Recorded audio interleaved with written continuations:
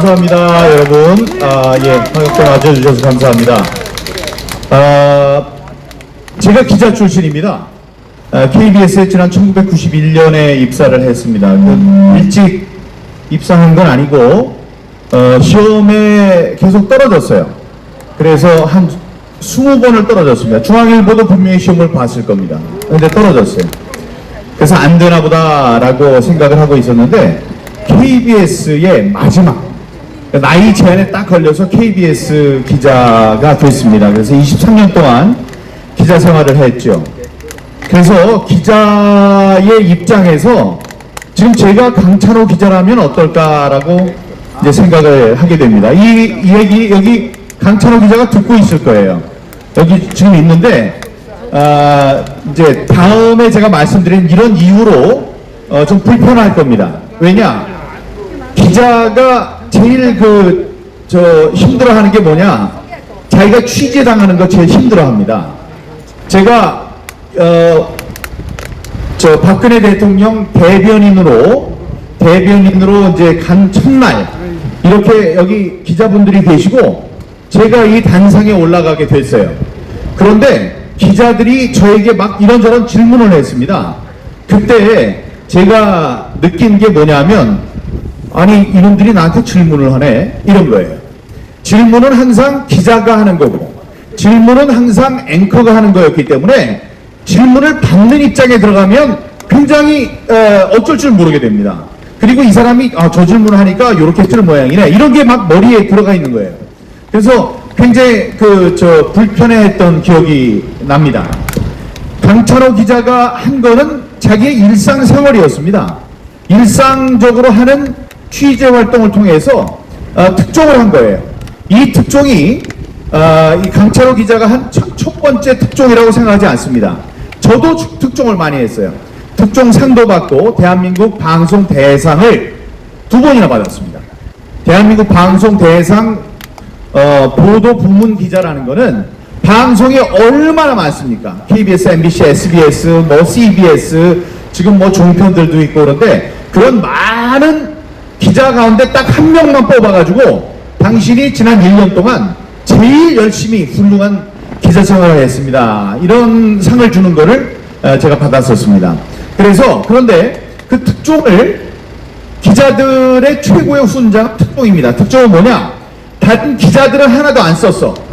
저만 쓰는 거예요.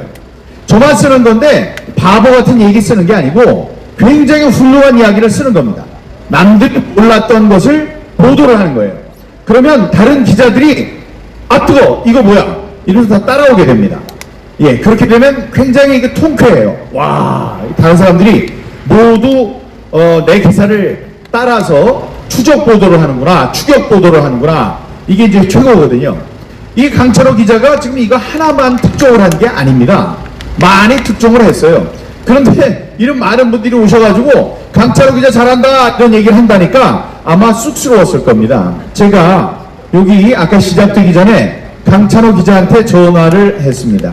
강찬호 기자한테 전화를 해서 너 여기 왔는데 너 내려올 수 있냐 그랬더니 아유 무슨 말씀이냐고, 못 내려간다고 이렇게 얘기를 했습니다. 자, 여러분, 강찬호 기자가 지금 여기 와서 우리가 이제 칭찬을 이제 한다고 그랬는데, 기자는 취재 받는 게 제일 어렵고, 다음에 자기가 늘상 하는 일 때문에 칭찬을 받는다 이런 것은 더욱 익숙지 않기 때문에 좀 이상할 거예요. 하지만 여기 계시는 분들 또 목소리는 나오지 않아도 들리니까, 혹은 방송을 통해서도 들을 수 있으니까 우리가 무슨 이야기를 하는지는 다 알고 있을 겁니다. 강찬호 기자는 일단 지난 민주당의 경선 과정에 전당대회에서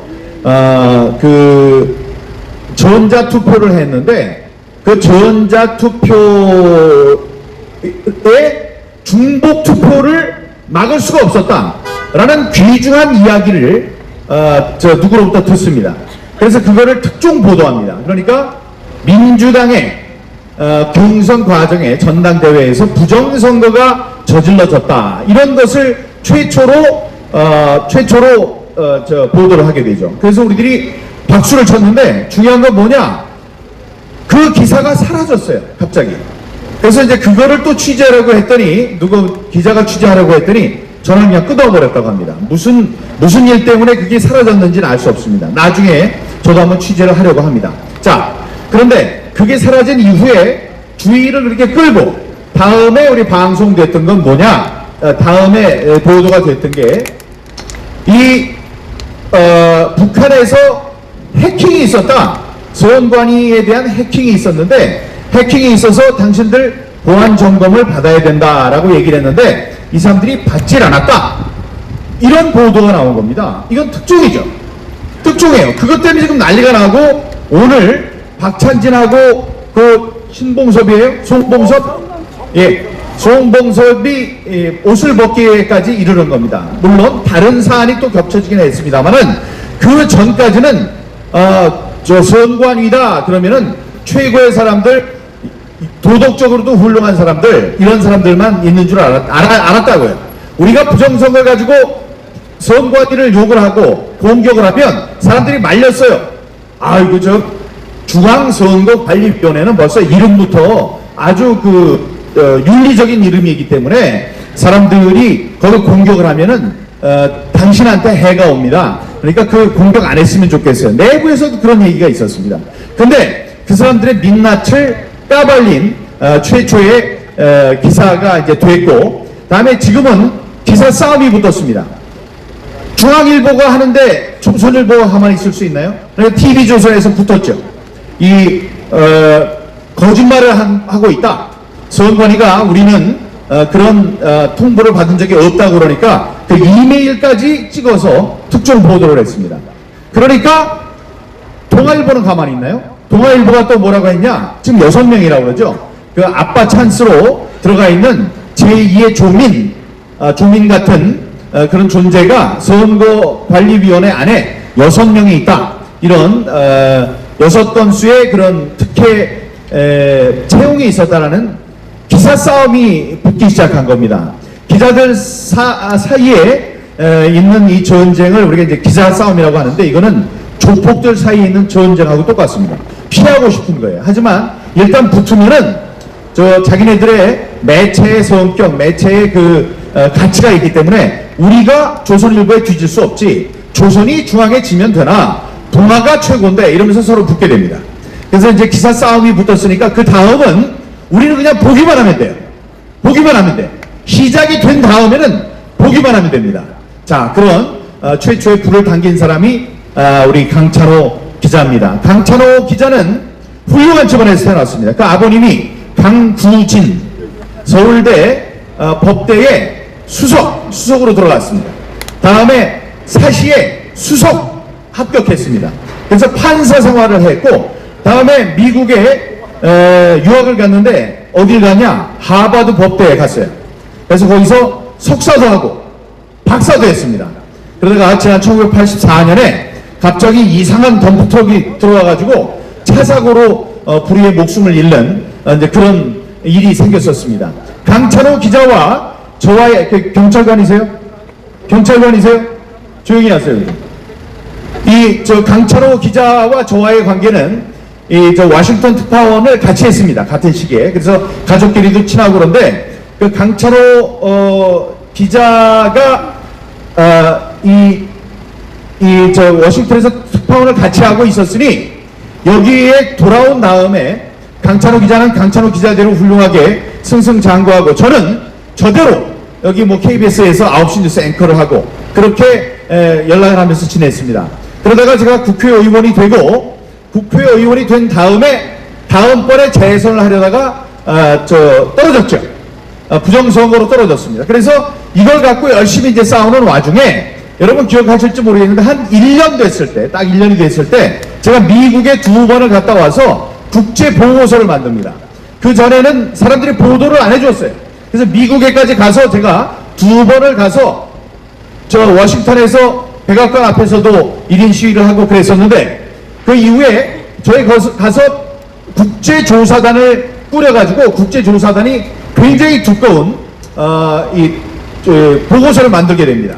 그 보고서가 완성됐을 때 저는 너무나 뿌듯한 마음으로 이걸 들고 지금은 청와대 대변인이 되어 있는 이도훈 기자를 찾아가서 건네주고 이동훈 기자도 같은 때 워싱턴 특파원을 했기 때문에 학교 후배이기도 하고 그래서 갖다 주고 이거를 좀 취재해라. 그런데 그 반응은 좋지 않았습니다. 예, 그냥 받았어요. 관계가 있으니까. 다음에 여기 강철호 기자를 여의도에서 만났습니다. 여의도에서 만나서 그 책을 전해주면서 얘기를 했습니다.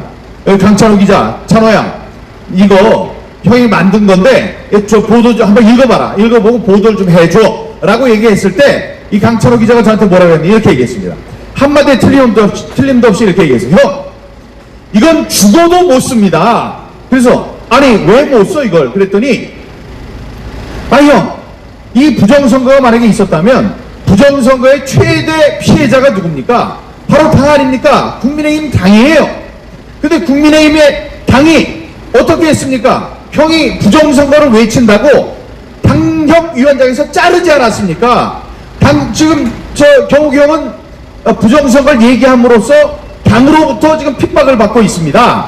이 가장 큰 피해자인 당에서 부정선거가 있으니 좀 써달라! 라고 난리를 쳐도 써줄까 말까 이건데, 아니 당에서 부정선거가 없다고 부정선거를 주장하는 형을 잘랐는데 우리가 어떻게 했습니까? 이거는 죽어도 못 씁니다 라고 얘기를 했습니다. 저는 바로 주저앉아서 울고 싶었어요. 예? 이거 하나 가지고 오면 모든 세상에 진실을 알릴 수 있을 것이라고 생각했지만 강찬호 기자가 있는 말을 그대로 해준 겁니다. 이동훈 청와대 대변인은 점잖은 친구예요. 여기 후배인데 점잖은 친구라서 그런 얘기를 안 했어요. 근데 강찬호 서울대 정치학과를 나오고, 여러분 우리 똑똑한 사람들은 노래도 매우 똑똑한 걸 부르죠. 우리 그 대통령도 뭐였지? 미스 아메리칸 파이 불렀잖아요. 그거 보통 사람이 부르는 노래가 아닌데 강찬호 기자는 이 18번이 뭔지 아십니까? 강찬호 기자한테 노래하라고 하면 이 노래를 불러요. 이거 보면 이 사람이 보통 사람이 아니라는 걸 여러분 바로 알 수 있을 겁니다. 여러분 혹시 하이웨이 스타라고 아십니까? 그 노래를 부르는 친구예요. 자, 보세요. 이런 노래. 딥퍼플의 하이웨이 스타.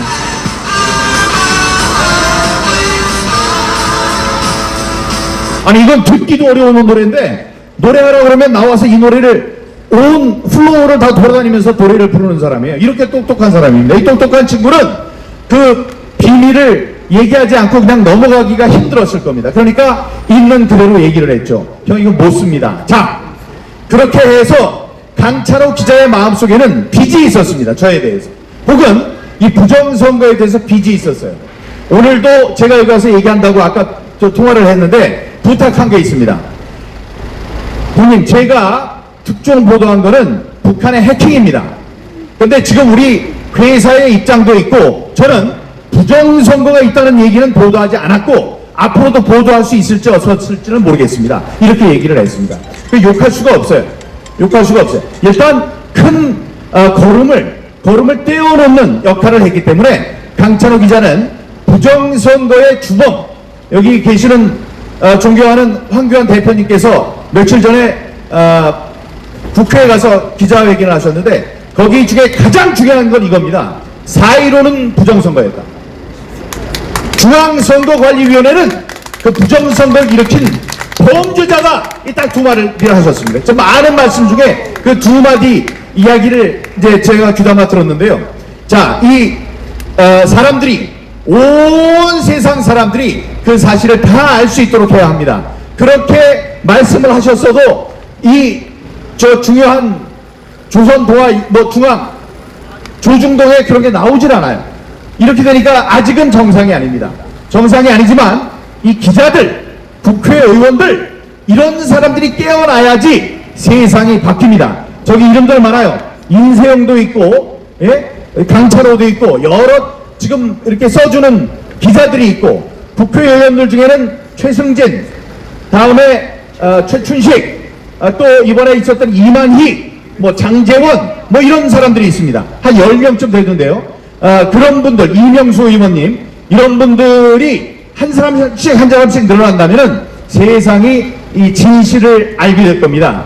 진실을 다루는 이 진지한 역할을 하는 사고의 목탁, 무관의 제왕, 기자들 기자들이 얼마나 자존심이 높으냐. 여러분, 이 목욕탕에서 때 닦는 분들 옛날에 때밀이라고 그랬습니다. 요즘 때밀이라고 맞아 죽습니다. 그분들은 세신사, 몸을 닦아주시는 어른들 세신사라고 불러야 돼요. 옛날에 있었던 백정도 부르는 일이 따로 있어요.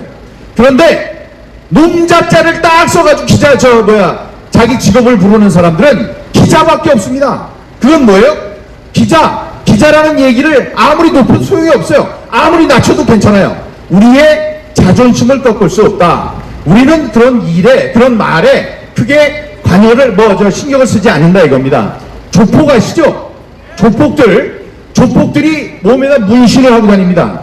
근데 목욕탕에 가서 조폭들이 딱 들어왔는데 그 중에 누가 두목인지 알 수 있는 방법이 있는데 뭔지 아세요? 1. 두목의 몸에는 문신이 없습니다. 문신은 다른 사람들이 봐주라고 문신을 하는 거예요. 내가 조폭이야 이런 걸 봐달라고 그러는 건데 이 두목들은 그렇게 안 해도 사람들이 다 알아. 이게 없습니다. 다음에 하체에 칼자국들이 있어요. 칼자국. 이 위에 칼찔리면 죽는데 그 사람들 공격을 당할 때는 이 다리 같은 데다가 치명상이 아닌 칼로 꼽습니다. 칼도 많이 들어가면 안 되니까 칭칭 감아가지고 한 2cm 들어가게 해가지고 막 찔러요. 그래서 그런 상처를 가진 사람이 이 조폭의 두목이듯이 기자, 놈자자를 써서 자기의 직업을 얘기하는 사람은 기자밖에 없다. 자, 이 사람들 여기 지금 듣고 계시는 많은 중앙일보 혹은 우리가 별로 좋아하지는 않지만 JTBC 이런 사람들 기자들이 제정신을 갖고 진실을 얘기할 때 세상은 달라지는 것입니다. 우리의 행동과 생각은 진실과 사실, 팩트에 기반해야 합니다. 더 이상 우리의 상식이라는 것이 캔캐 묵은 철진한 우리 덕목으로 그렇게 비하돼서는 안 됩니다. 우리는 두려울 때가 있어요. 이 진실을 받아들이는 게 너무나 두려울 때도 있습니다. 하지만 그 두려움에 맞서서 우리가 진실을 받아들여야 한다. 진실을 다루는 사람들이 바로 이곳에 있는 기자들입니다. 그 기자분들이 우리 세상에 빛이 되는 진실을 많이 이야기해 주기 바랍니다. 우리는 여러분들을 응원합니다. 여러분들이 더 분발해서 이번에 부정선거, 4.15 부정선거에 대해서도 여러분들이 알 수 있는 그런 날이 오기를 바랍니다. 그래서 우리들의 주장도 중앙일보에 당당하게 나갈 수 있는 그날을 꿈꾸겠습니다. 여러분 응원합니다. 감사합니다.